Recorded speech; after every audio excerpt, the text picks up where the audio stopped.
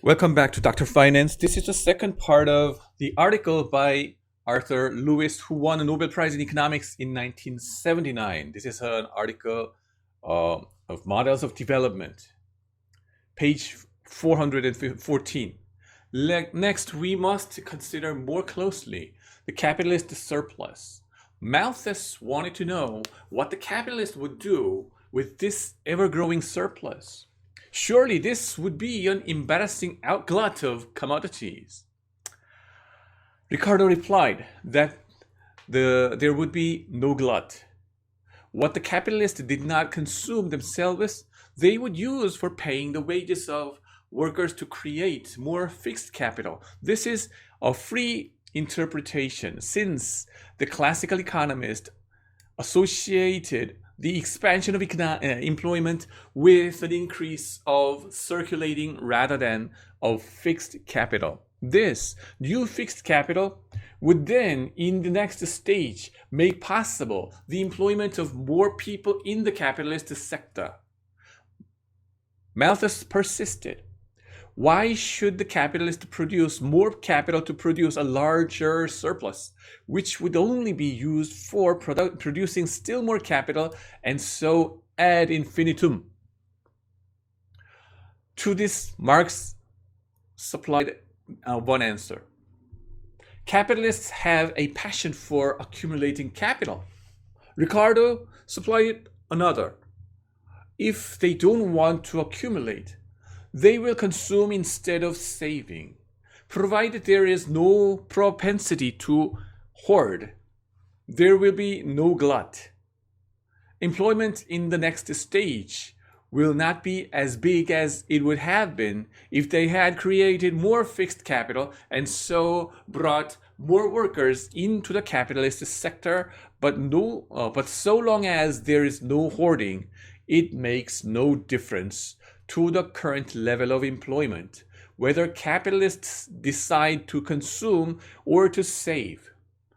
Malthus then raised another question. Suppose that the capitalists do save and invest without hoarding.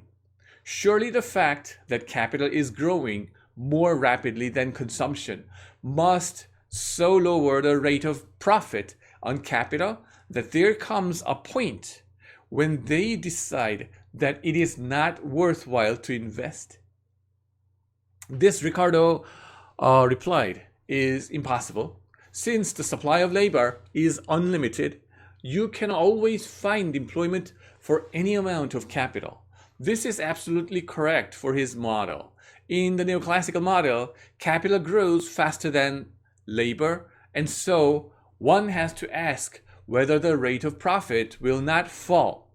But in the classical model, the unlimited supply of labor means that the capital-labor ratio, and therefore the rate of surplus, can be held constant for any quantity of capital, i.e. unlimited widening is possible. The only fly in the ointment is that there may develop a shortage of natural resources, so that though the capitalists get any amount of labor at a constant wage, they have to pay ever-rising rents to landlords. This was what worried Ricardo. It was important to him to distinguish that part of the surplus which goes to landlords from that part which goes to capitalists. It was important to him to distinguish that part of the surplus which goes to the landlord from that part which goes to capitalists, since he believed that economic development inevitably increases the relative scarcity of land. We are not so certain of this as he was. Certainly, development increases the rent of urban sites fantastically, but its effect on rural rents depends on the rate of technical progress in agriculture, which Malthus and Ricardo both gravely underestimated. If we assume technical progress in agriculture, no hoarding, and unlimited labor at a constant wage. The rate of profit of capital cannot fall. On the contrary, it must increase, since all the benefit of technical progress in the capitalist sector accrues to the capitalist. Marx's interest in the surplus was ethical as well as scientific. He regarded it as robbery of the workers. His descendants are less certain of this. The surplus, after all, is only partly consumed. The other part is used for capital formation. As for the part which is consumed, some of it is a genuine payment for service rendered. For managerial or entrepreneurial services, as well as for the services of public administrators, whether these are paid salaries out of taxes or whether they live off their rents or rentes, while performing unpaid public duties as magistrates, lord lieutenants, or the like. Even in the USSR, all these functionaries are paid out of the surplus and handsomely paid too. It is arguably that these services are overpaid. This is why we have progressive taxation, and it is also one of the more dubious arguments for nationalization. More dubious because the functionaries of public corporations have to be paid the market rate if the economy is only partially nationalized. But it is not arguable that all this part of the surplus, i.e. the part consumed, morally belongs to the workers in any sense. As for the part which is used for capital formation, the experience of the USSR is that this is increased and not reduced by transforming the ownership of capital. Expropriation deprives the capitalists of control over this part of the surplus and of the right to consume this part at some later date. But it does nothing whatever to transfer this part of the surplus to the workers. Marx's emotional approach was a natural reaction to the classical writers, who sometimes, in unguarded moments, wrote as if the capitalist surplus and its increase were all that counted in the national income. All this, however, is, by the way, for our present interest, is not in ethical questions, but in how the model works. The central problem in the theory of economic development is to understand the process by which a community which was previously saving and investing 4 or 5% of its national income or less converts itself into an economy where voluntary saving is running at about 12 to 15% of national income or more. This is a central problem because the central fact of economic development is rapid capital accumulation, including knowledge and skills with capital. We cannot explain any industrial revolution, as the economic historians pretend to do, until we can expand why saving increased relatively to national income. It is possible that the explanation is simply that some psychological change occurs which causes people to be more thrifty. This, however, is not a plausible explanation. We are interested not in the people in general, but only say in the 10% of them with the largest incomes, who in countries with surplus labor receive up to 40% of the national income, nearer 30% in more developed countries. The remaining 90% of the people never manage to save a significant fraction of their incomes. The important question is, why does the top 10% save more? The reason may be because they decide to consume less. But this reason does not square with the facts. There is no evidence of a fall in personal consumption by the top 10% at a time when industrial revolutions are occurring.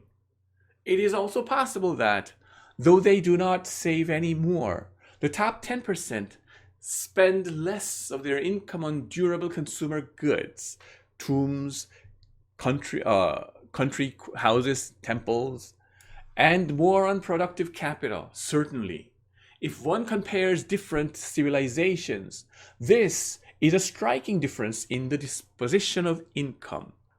Civilizations in which there is a rapid growth of technical knowledge or expansion of other opportunities present more profitable outlets for investment than to technologically stagnant civilizations, and tempt capital into productive channels rather than into the building of monuments.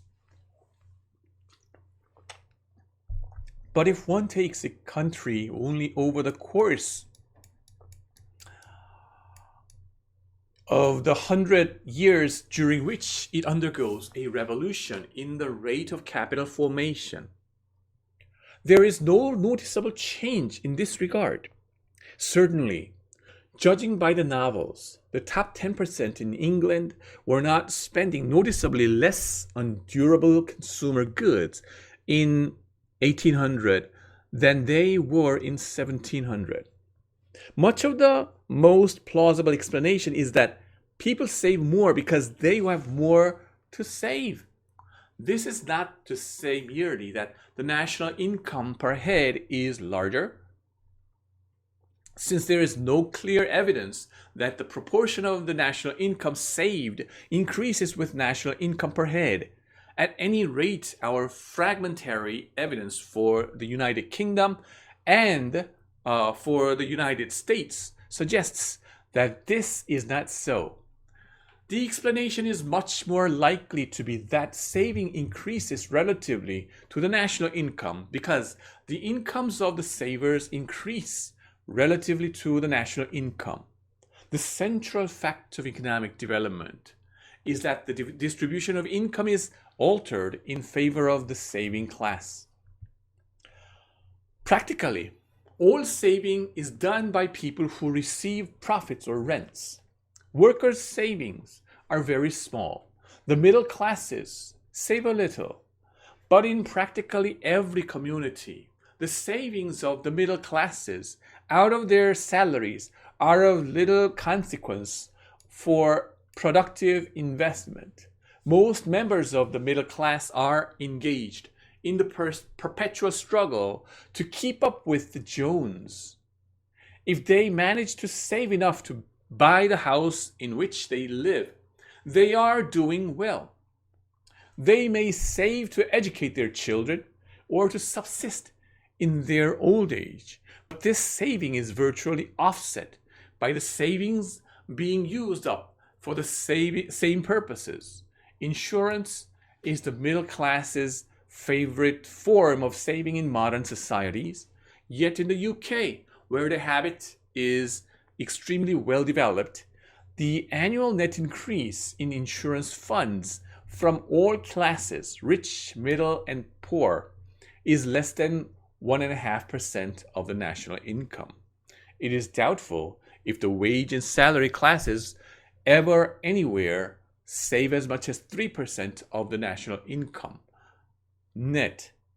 Possible exception is Japan. If we are interested in savings, we must concentrate attention upon profits and rents. For our purpose, it does not matter whether profits are distributed or undistributed. The major source of savings is profits. And if we find that savings are increasing as a proportion of the national income, we may take it for granted that this is because the share of profits in the national income is increasing. As a refinement for highly taxed communities, we should say profits next of taxes upon profits, whether personal income or corporate taxes. Our problem then becomes, what are the circumstances in which the share of profits in the national income increases?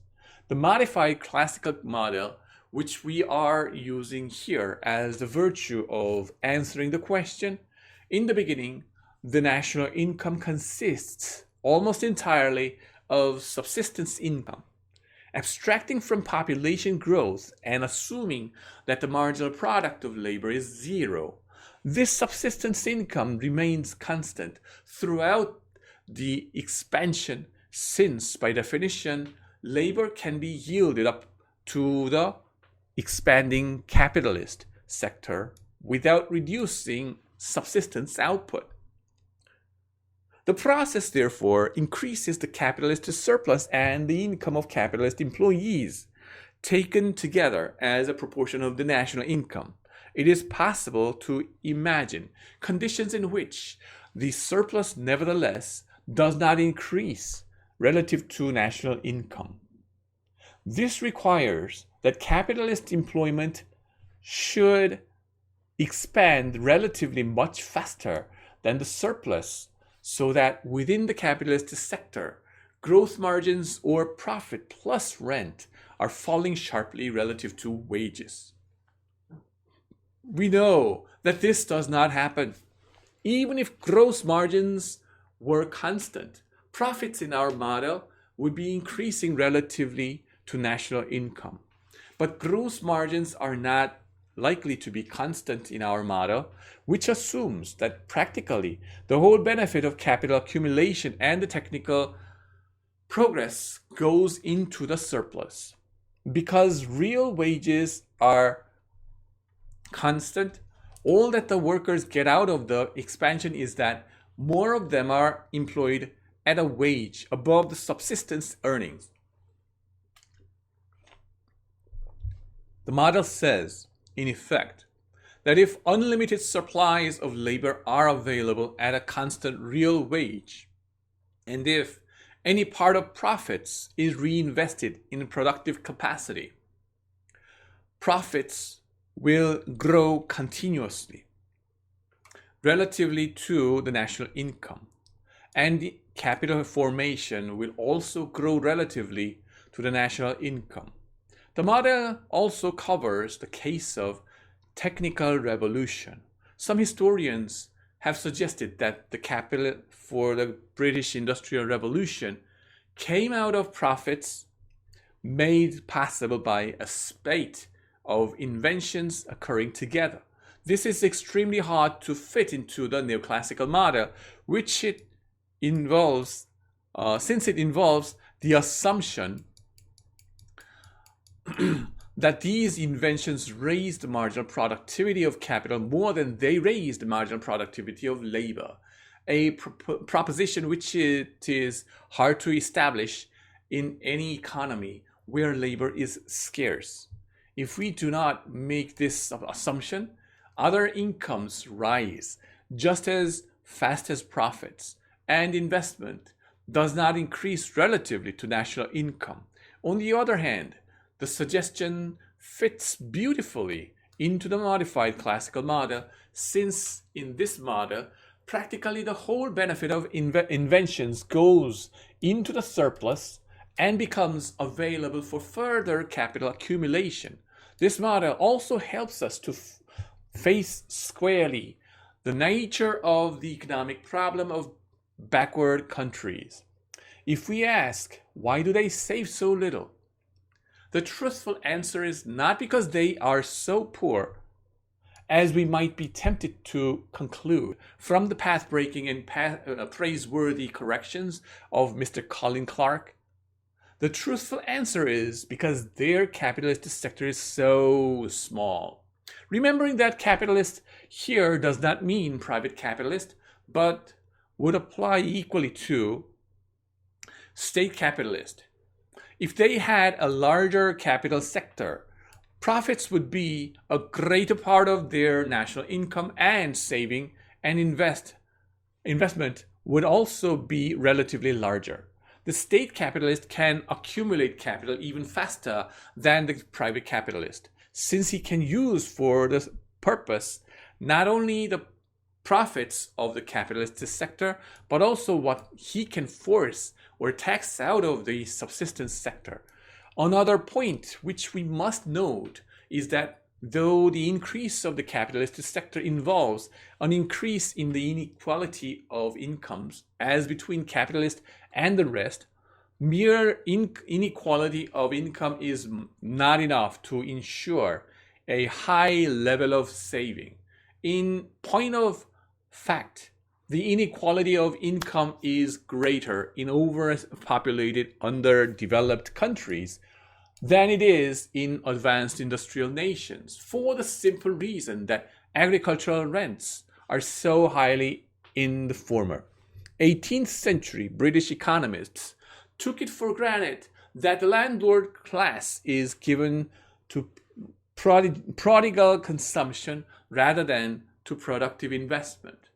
And this is certainly true of landlords in underdeveloped countries. Hence, given to countries of equal incomes in which distribution is more unequal in one than in the other, savings may be greater where distribution is more equal if profits are higher relatively to rents. It is the inequality which goes with profits that favors capital formation, and not the inequality which goes with rents. Correspondingly, it is very hard to argue that these countries cannot afford to save more when 40% or so of the national income is going to the top 10%, and so much of rent incomes is squandered. Behind this analysis also lies the sociological problem of the emergence of a capitalist class. That is to say, of a group of men who think in terms of investing capital productively. The dominant classes in backward economies, landlords, traders, money lenders, priests, soldiers, princes, do not normally think in these terms. What causes a society to grow a capitalist class is a very difficult question, to which probably there is no general answer. Most countries seem to begin by importing their capitalists from abroad. And in these days, many, for example, USSR, India, are growing a class of state capitalists who, for political reasons of one sort or another, are determined to increase capital rapidly on public account. As for indigenous private capitalists, they emerge as probably bound up with the emergence of new opportunities, especially something that widens the market associated with some new technique, which greatly increases the productivity of labor if labor and capital are used together. Once a capitalist sector has emerged, it is only a matter of time before it becomes sizable. If very little technical progress is occurring, the surplus will grow only slowly. But if for one reason or another, the opportunities for using capital productively increase rapidly, the surplus will also grow rapidly, and the capitalist class with it. In our model, so far, capital is created only out of profits earned. In the real world, however, capitalists also create capital as a result of a net increase in the supply of money, especially bank credit. We have now also to take account of this. In the neoclassical model, capital can be created only by withdrawing resources from producing consumer goods. In our model, however, there is surplus labor, and if, as we shall assume, its marginal productivity is zero, and if also capital can be created by labor without withdrawing scarce land and capital from other uses, then capital can be created without reducing the output of consumer goods. This second proviso is important, since if we need capital or land to make capital, the rests in our model are the same as a result of the neoclassical model, despite the fact that there is surplus labor. However, in practice, the proviso is often fulfilled. Food cannot be grown without land, but roads, viaducts, irrigation channels, and buildings can be created by human labor with hardly any capital to speak of. Witness the pyramids or the marvelous railway tunnels built in the mid-19th century almost with bare hands. Even in modern industrial countries, constructional activity, which lends itself to hand labor, is as much as 50 or 60% of gross fixed investment. So it is not difficult to think of labor creating capital without using any but the simplest tools. The classical economists were not wrong in thinking of lack of circulating capital as being a more serious obstacle to expansion in their world than lack of fixed capital.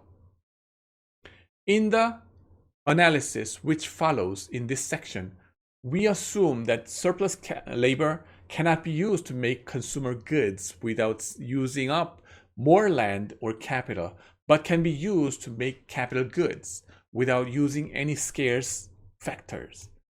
If a community is short of capital and has idle resources which can be set to creating capital, it seems very desirable on the face of the matter that this should be done, even if it means creating extra money to finance the extra employment. There is no loss of other output while the new capital is being made, and when it comes into use, it will raise output and employment in just the same way as would capital financed, not by credit creation, but out of profits. The difference between profit financed and credit financed capital is not in the ultimate effects on output, in the immediate effects on prices and on the distribution of income.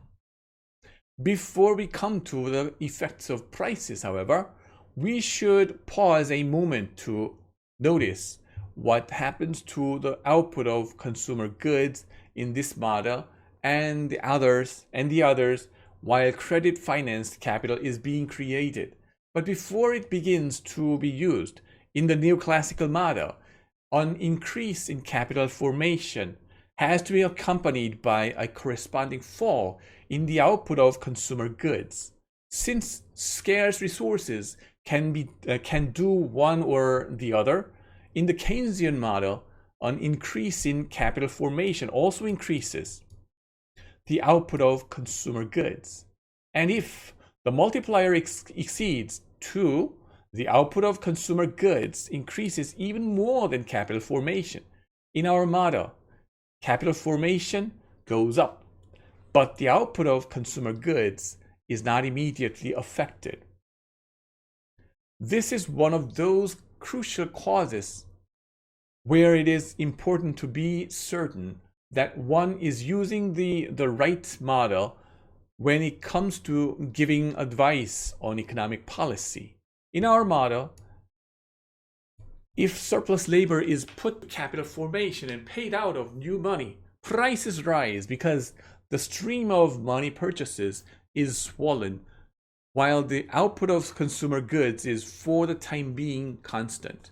What is happening is that the fixed amount of consumer goods is being redistributed towards the workers newly employed away from the rest of the community. This is where the lack of circulating capital comes into the picture. This process is not forced saving in the useful sense of that term. In the neoclassical model, the output of consumer goods is reduced, forming the community as a whole to save. In our model, however, consumer goods output is not at any time reduced. There is a forced redistribution of consumption, but not forced saving. And of course, as soon as the capital goods begin to yield output, consumption begins to rise. This inflationary process does not go on forever. It comes to an end when voluntary savings increase to a level where they are equal to the inflated level of investment.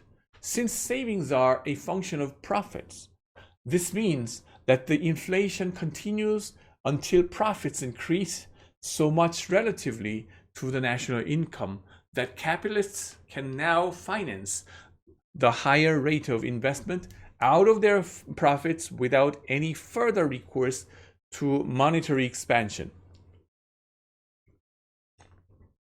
Essentially, equilibrium is secured by raising the ratio of profits to the national income. The equilibrator need ratio of profits to the national income. The equilibrator needs not, however, be profits. It might equally be government receipts if there is a structure of taxes such that the ratio of government receipts to the national income rises automatically as the national income rises. This seems to do just about what happened in the USSR. In the crucial years when the economy was being transformed from a 5% to a probably 20% net saver, there was a tremendous inflation of prices. Apparently, prices rose about 700% in a decade. But the inflationary profits largely went to the government in the form of turnover tax, and by the end of the decade, a new equilibrium was in sight. It is not, however, always a simple matter to raise profits relatively to national income simply by turning on the momentary tap. The simplest and most extreme model of an inflation would be to assume that when the capitalists finance capital formation by creating credit, the money all comes back to them in the very next round in the form of an increase in their profits. In such a model, profits, voluntary savings, and capital formation can be raised to any desired level in a very short time, with only a small increase in prices. Something like this may well apply in the USSR. In real terms, however, this implies that there has been a fall in a share of the national income received by other people, including a fall in their real consumption, since they have had to release consumer goods for the previously unemployed who are now engaged in capital formation. It may be the farmers who are worse off, this showing itself in the prices of manufacturers rising relatively to farm prices. Or it may be the workers in the capitalist sector who are worse off because farm prices and the prices of manufacturers rise faster than their wages. Or the blow may be falling upon salaried workers, pensioners, landlords, or creditors.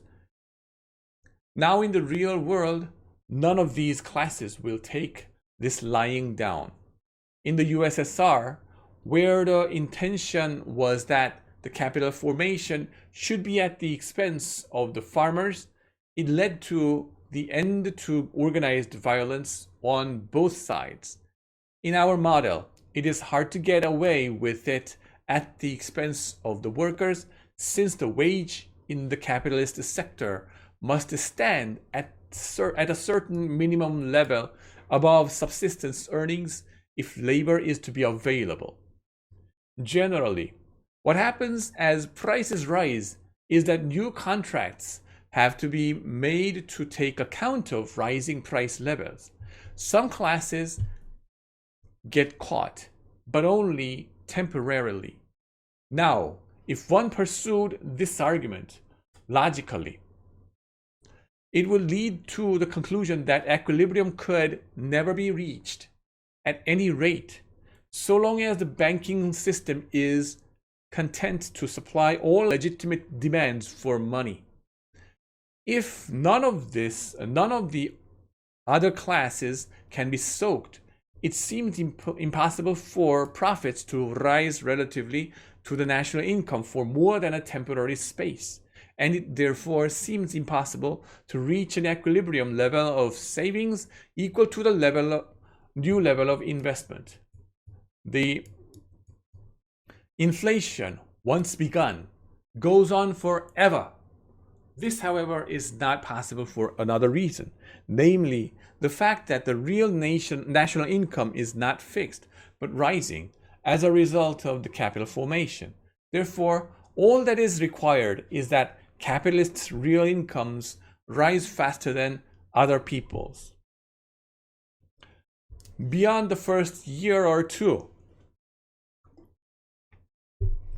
when the additional consumer goods begin to appear, it is not necessary for any class to reduce its consumption. By the time the process of recontracting has begun, output has also begun to rise, and it is therefore possible to reach a modus vivendi. We can give an exact description of this equilibrium in our modified classical work model. In this model, the average subsistence real income is given, and so also, therefore, it is the real wage in the capitalist sector. It is not possible by inflation or otherwise to reach a new equilibrium in which the capitalist surplus has increased at the expense of either of these. If therefore the capitalists begin to finance capital formation out of credit, they lower the real incomes of the others only temporarily. Wages would then be wages would be chasing prices. Wages would be then chasing prices continuously, but for the fact that since output is growing all the time, profits are growing all the time. Hence, the part of the investment which is financed out of credit is diminishing all the time until equilibrium is reached. For example, suppose that an investment of £100 a year yields £20 a year profit, of which £10 a year is saved. Then if capitalists invest an extra £100 a year, all of which in the first year is financed out of credit. By the 11th year, profits will be £200 a year greater. Saving will be £100 a year greater, and there will be no further monetary pressure on prices. All that will remain from the episode is that there will be £1,000 more useful productive capital at work than there would have if the credit creation had not taken place. Thus, we have two simple models marking the extreme cases. In the first, all the credit created comes back to the capitalists at once as profits or to the state capitalist as taxes. Equilibrium is then reached easily, with the capitalist gaining at the expense of all others. In the other model, the capitalist can only gain temporarily. Equilibrium then takes much longer to reach, but it is reached eventually. In the first case, we need only an expansion of money income. But in the second case, it is the expansion of real income which eventually brings the capitalists the required proportion of the national income. The fact that the capital formation increases real output must also be borne in mind in the analysis of the effects of credit creation upon prices. The inflation which loom most in our minds are those which occur in wartime, when resources are being withdrawn from producing consumer goods. If the supply of money is increasing while the output of good is falling, anything can happen to prices. Inflation for the purpose of capital formation, however, is a very different kettle of fish. For it results in increasing consumer goods output, and this results in falling prices if the quantity of money is held constant. Perhaps it may be as well to illustrate a simple case. Suppose that £100 is invested every year, in the first instance by creating credit, and that each investment yields £30 a year in its second year and after. Surplus that it costs nothing to reap the yield. The price of £30 charged for the product being pure rent derived from its scarcity. Investment in an irrigation works is a nearly perfect illustration. Then, if we use the Keynesian formula for a demand inflation and assume the multiplier to be 2, money income will rise to an equilibrium level of £200 plus, right, a year. Output, however, will begin to increase by £30 a year from the second year onward. By the 8th year, output will have increased by £210, while money income will have increased only by slightly less than £200. Therefore, prices will be below of this analysis. Therefore, prices will be below the initial level and will fall continuously. The alleged precision of this analysis is, of course, subject to all the usual objections against applying multiplier analysis to inflationary conditions, namely the instability of the propensity to consume, the effect of secondary investment, and the danger of cost inflation. But though the precision is spurious, the result is nevertheless real. Inflation for purposes of capital formation is self-destructive. Prices begin to rise, but are sooner or later overtaken by rising output, and may, in the last state, end up lower than they were at the beginning. We may now sum up this section. Capital formation is financed not only out of profits, but also out of an expansion of credit.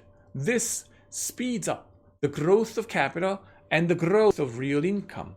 It also results in some redistribution of the national income, either temporarily or permanently, according to the assumptions one makes.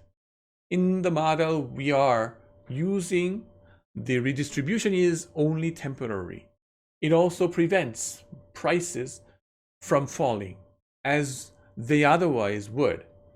If money is constant and output rising, and it may drive prices up substantially if, as in our model, the distribution of income cannot be altered permanently by monetary measures, since prices will then continue to rise until real output has risen enough to effect the required redistribution.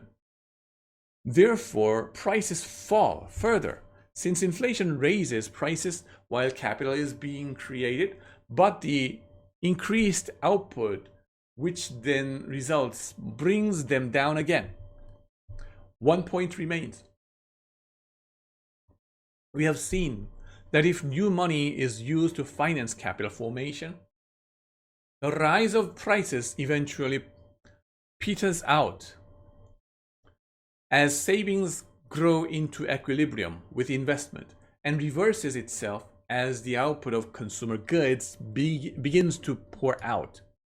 The new equilibrium, however, may take a long time to reach, and if also the flow of new money is substantial, the resulting rise of prices may strike fear into the hearts of the public. People do not panic if prices rise for 2 or 3 years. But after that, they may begin to lose confidence in money, and it may become necessary to call a drastic halt. This is the most important practical limitation on the extent to which capital formation can be financed in this way.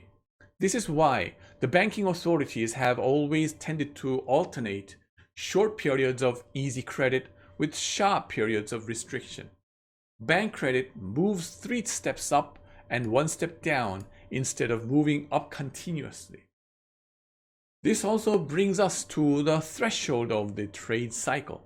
If capital were financed exclusively out of profits, and if there were also no hoarding, capital formation would proceed steadily. It is mainly the existence of an elastic credit system which makes the trade cycle an integral part of the mechanism of economic development in an unplanned economy. It is not necessary, however, for us to enter into analysis of the cycle since in this respect the model we are using does not yield results different from those of other models. Thanks for listening.